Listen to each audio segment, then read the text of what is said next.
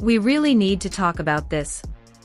The cancelled podcast is officially coming to an end, and it's stirring up a huge reaction online. Tana Mongeau and Brooke Schofield recently sat down to clear up all the drama and rumors. People have been speculating non-stop, assuming they hate each other, but they're setting the record straight. In this video, we're diving deep into everything they revealed about why cancelled is ending, what really happened between them, and what this means for their future. Let's get into it. Tana and Brooke have been at the center of non-stop headlines lately. Everywhere, from YouTube to TikTok, people are debating whether they secretly hate each other, and if that's why the cancelled podcast is ending. It all started a few weeks ago, when Tana surprised fans on Logan Paul's podcast by casually mentioning that their show was wrapping up. This sparked a wave of online buzz, with people speculating about secret drama between them. Shortly after, they dropped an episode titled, "Why the Cancelled Podcast is Ending," where they finally addressed the topic directly. In this episode, they explained that while they originally planned to finish their contract by the end of the year, they realized they'd rather end it early. They said their creative visions have shifted, and they've both changed since starting the show, but the internet wasn't buying it. People quickly assumed there was more going on, possibly a major fallout between them. Comments exploded with accusations that the two no longer got along. In response, Tana and Brooke sat down again in another episode titled "The Truth About Cancelled Ending," to deny the rumors once more and speak honestly about their decision. In an emotional moment. I don't know, I think that I was looking at the embodiment of strength being like seeing this contract through. And I came to the conclusion that like, I don't want to see this contract through. And and then I go online and I see all these edits of us like once, just like so. Dude, the one that, the one. Yeah, because it's like, it was that, and that is the truth. Tana admitted she wasn't happy anymore. She explained that after spending some time in Hawaii, she realized she had no desire to return to LA to film the podcast. Seeing people say the most vile shit, I think I needed that like stark contrast of being in Hawaii and really thinking about my life and going from peace for it to be so black and white for me. Like now I have to come home and I have to sit on this couch and I have to talk about all these things that like I don't want to talk about, just to like further a conversation to then have more like, you know what I mean? Just like this. Yeah, to invite more of what you're trying to get away from. And she confessed that it wasn't filming itself that caused her stress, but rather everything that followed. The online backlash, the harsh comments, and the mental toll of constantly being scrutinized wore her down. She said, "Filming for an hour is easy. Sitting and talking with Brooke is easy. This is the most, easy and privileged, like easy job in the world. Sitting down for an hour, that part of it is easy. Talking to each other, that part of it is easy. Like, I love that aspect of the job. It is mentally just so exhausting and taxing, and like, it's impossible to understand if you haven't experienced it, in my opinion." But the aftermath online is exhausting. She also opened up about how social media made her feel trapped, and said she couldn't force herself to stay just for money or contractual obligations. She admitted that letting go of the podcast was a hard but necessary choice for her mental health. So drama-free, and that's what I want to be. You know what I mean? And it's just like, unfortunately, I don't think there's any world where anything can be like rebranded or repaired to be genuinely just drama-free and happy. There's no world where like anything just gets better like that. Like, it's gonna take like time and stepping away. And I also think that it's, obviously I've always said you and I have undeniable chemistry, and I'm so excited to showcase that in different ways. But I just like, yeah, this commitment and this world, the world that around cancelled, is just no longer for me, and I have to just like radically accept it. And I think that I'm realizing that strength for me is like putting my foot down and ending it. And like, yeah, I don't know, it does make me, you know, like sad and nostalgic and stuff. Brooke, however, wasn't fully ready to walk away.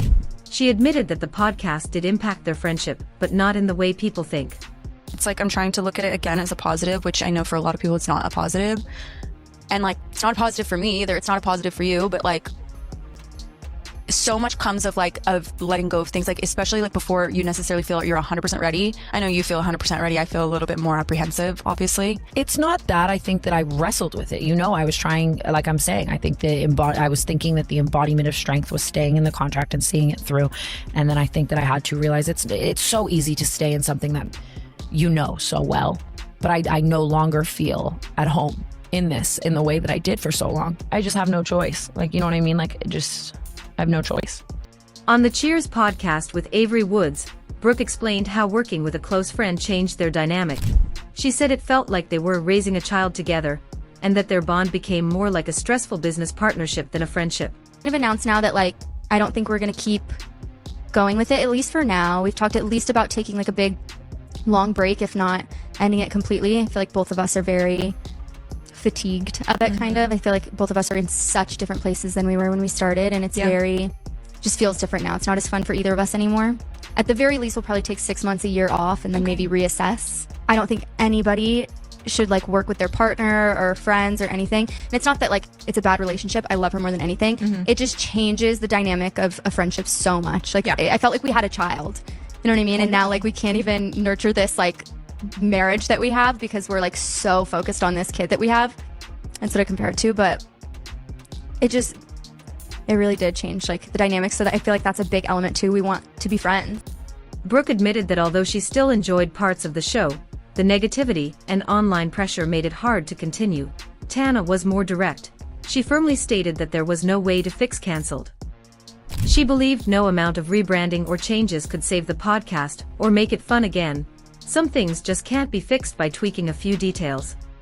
Forgive me, but like, she is a person that you can make comments on and say all these things, but to me she's someone that I know and someone that I sat down like doing this for so long with, and someone that I want to see like flourish and thrive and get out of this rat race.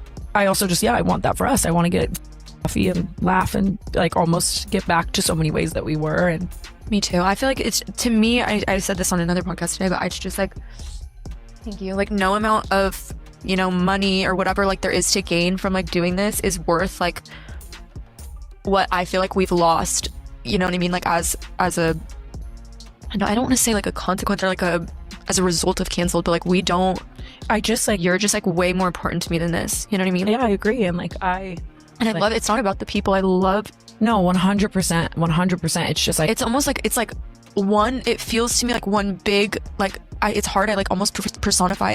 I've told you this before, but it's like, it's hard for me to see it as like some people, and some people like I figure like this is what the common opinion is, and so that is what they think, like, you know. You're right, because at this point I think staying in it is so untrue to myself, because the only reason I would stay in it was to like reach a goal or for money or to like prove a point. Like all of the reasons that I would stay in it are dark. We need time apart.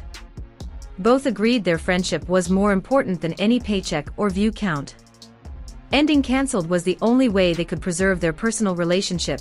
Tana also said that staying in the podcast would only be for toxic reasons, like proving a point or chasing money, and she wasn't willing to sacrifice her peace of mind for that. Brooke echoed this sentiment, explaining that sometimes you have to let go before you completely burn out. They both agreed that ending the podcast was necessary for their own well-being. According to the Spotify description of their latest episode, they plan to finish just 6 more episodes. Online, reactions have been mixed. Some fans are heartbroken to see the podcast end, while others fully support their decision to prioritize mental health. Some even suggested they could simply avoid drama-focused content, but it seems they're ready to fully step away from the entire project. In the end, Tana and Brooke are choosing their friendship and personal peace over fame and business. It's a tough call, but it's clear they believe it's the right one. Tana and Brooke's decision to end Cancelled might seem sudden, but after everything they've shared, it's clear this wasn't easy for them. Between the relentless online pressure and the strain it put on their friendship, stepping away from the podcast was likely the healthiest choice they could make. What are your thoughts on their decision? Do you think they made the right move? Let us know in the comments below. If you enjoyed this breakdown, make sure to hit that like button, subscribe to the channel for more updates on YouTube and influencer drama, and turn on the notification bell so you never miss an upload. Thank you for watching, and I'll see you in the next video.